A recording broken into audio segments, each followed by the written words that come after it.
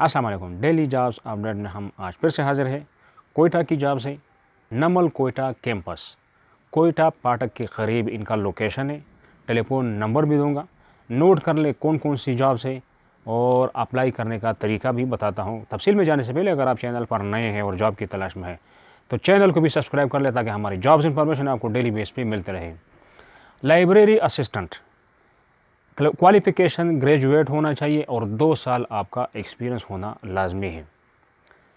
Library attendant, matric और कुछ experience, यानी लाइब्रेरी अटेंडेंट का आपने थोड़ा बहुत काम किया हो, आप थोड़ा बहुत काम जानते हो तो मैट्रिक पास हो, आपको जॉब मिल सकता है। नायब कासिद, तालीम ना हो लेकिन थोड़ा बहुत एक्सपीरियंस होना लाजमी है कि नायब कासिद का आपने किसी जगह काम किया है।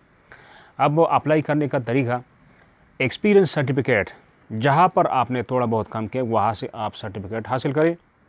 अपना नेशनल आईडी कार्ड की फ़ोटोकॉपी और 2 अदद तस्वीर के साथ आपने वहाँ पहुँचना है जो आपको मैंने एड्रेस बताया, नमल कोयटा कैंपस, कोयटा फाटक के करीब।